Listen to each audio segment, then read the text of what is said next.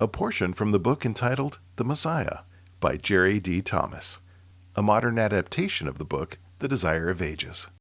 The Storm on the Sea.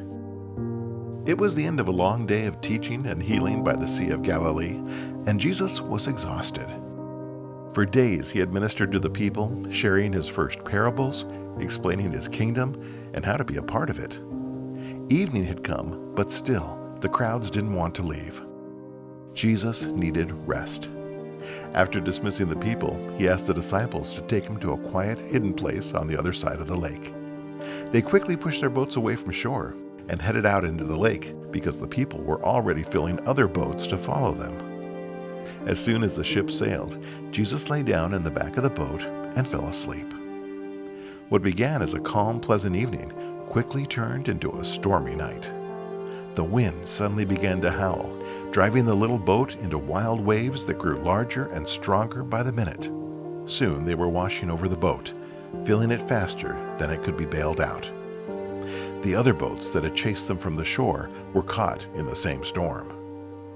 The disciples were experienced fishermen. They had guided their boats through many rough storms on this lake. But all their strength and experience made no difference in the face of this angry storm. Their boat seemed about to sink, and they were helpless to stop it. Working so hard to save the boat and their lives, the disciples had forgotten that Jesus was on board. Now, certain that they were going to die, they remembered Jesus was their only hope. "Master, Master," they shouted from where they held on for dear life. But the wind drowned out their voices, and there was no response. Now their doubts and fears got stronger. Was Jesus unable to help them? Did he not care enough to bother saving them?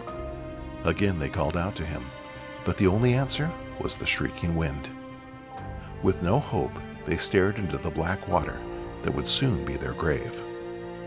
Suddenly, a flash of lightning cut through the darkness, and to their astonishment, there was Jesus, still sleeping, undisturbed by the storm. "Master," they cried, "don't you care that we're all going to drown?" This time Jesus heard them and opened his eyes. In the glare of the lightning, they saw peace on his face and love for them in his eyes. They shouted again, "Lord, save us, we're going to die." No one has ever cried out those words without being heard. While the disciples grabbed their oars for one last attempt to pull the boat out of the storm, Jesus rose to his feet. As the wind and the waves tore at his robes, Jesus lifted his hands. "Quiet," he said to the wind.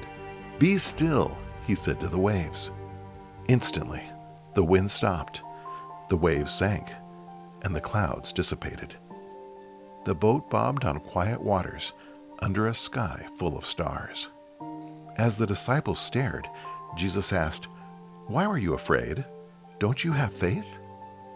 The disciples were speechless, but the storm had brought the other boats near, and everyone witnessed the miracle. On those boats, people whispered, "What kind of man is this? Even the wind and the waves obey him." When Jesus woke up to the fierce storm, he wasn't afraid. It wasn't because of his power over nature.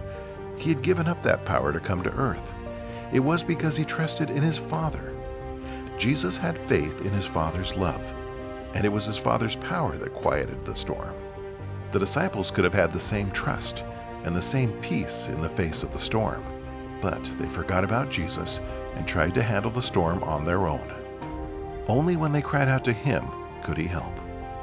Often we do the same thing when we face the storms of temptation.